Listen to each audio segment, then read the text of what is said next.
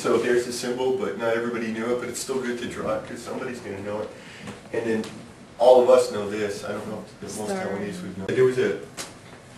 There was a kingdom a long time ago in Southeast Asia called Champa, and it got destroyed, and the people have just been scattered all over Southeast Asia, but they're still living sometimes in Champa communities and still speaking their language. And I found some like down in Palawan, there's a Cham community there, and they still speak the language. I mean, this is thousands of years, and they're still living in these little communities. And in Thailand, a little bit. Cambodia, there's almost 1 million of them, and they still speak their language and everything.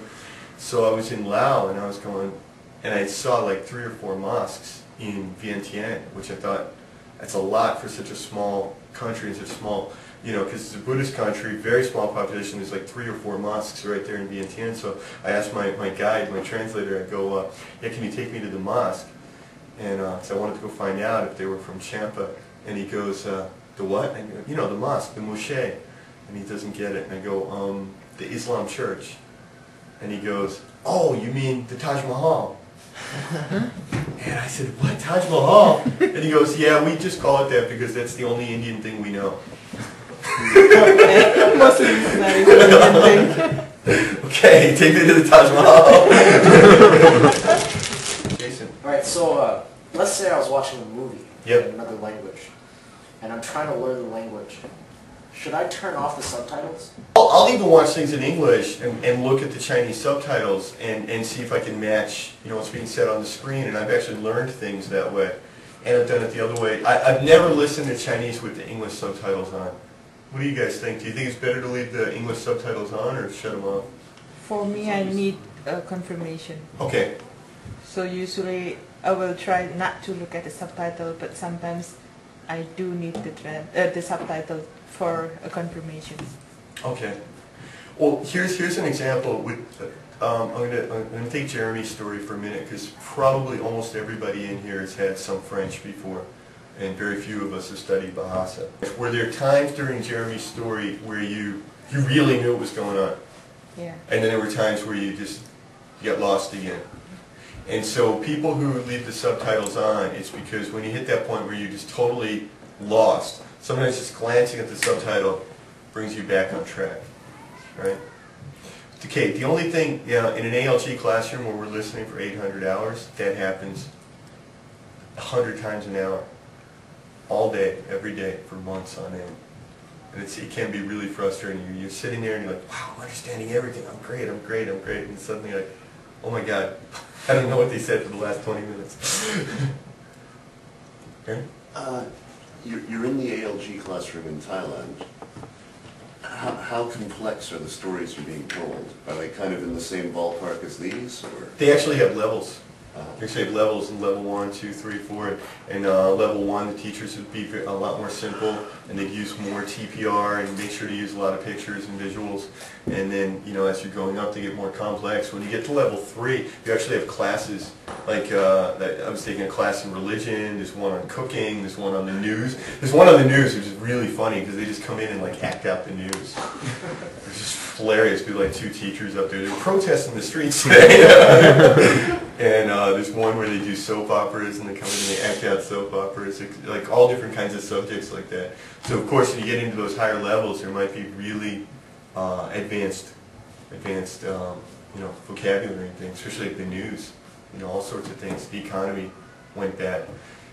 We don't have an official language in the United States. You know that. We don't have an official language. English is not our official language. We don't have an official language. By law, by right, you can speak any language you want. And I completely support that. There was a senator that was pushing to have English as the only official language, and one of the examples, he goes, you know, for example, you shouldn't be allowed to just walk into a hospital and start speaking Spanish, and then just because the doctor speaks Spanish, he talks back to you in Spanish.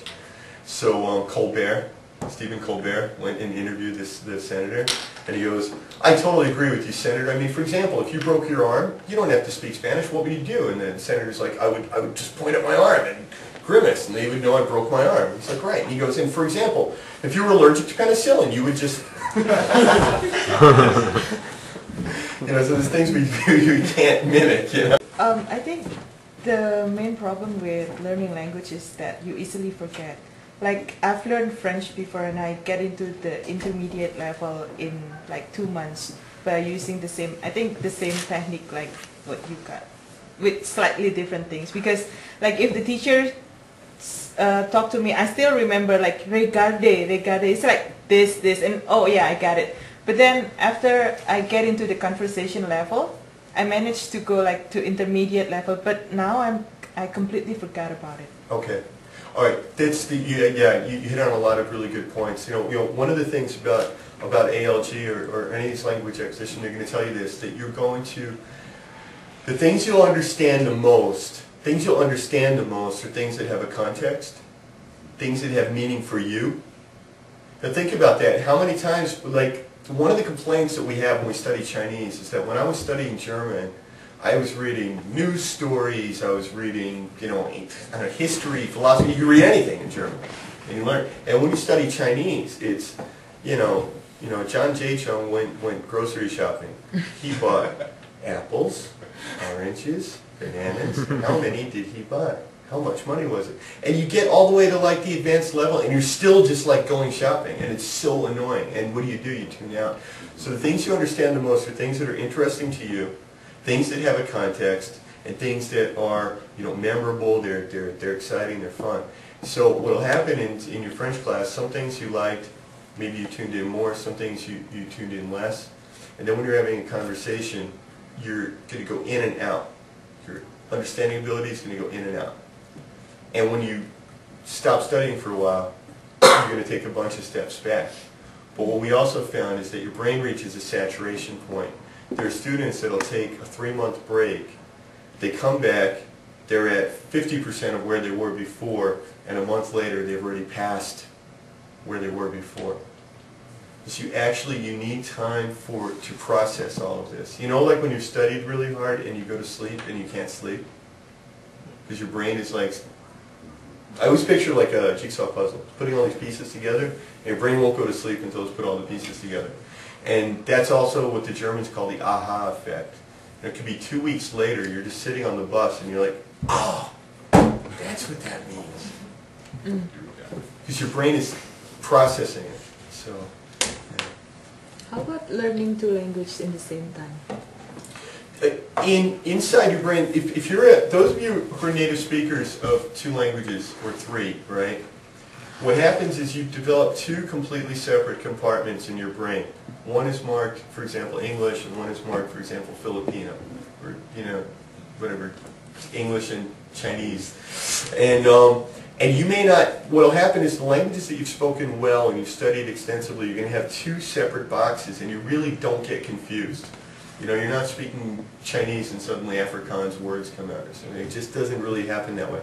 You have 2 separate boxes.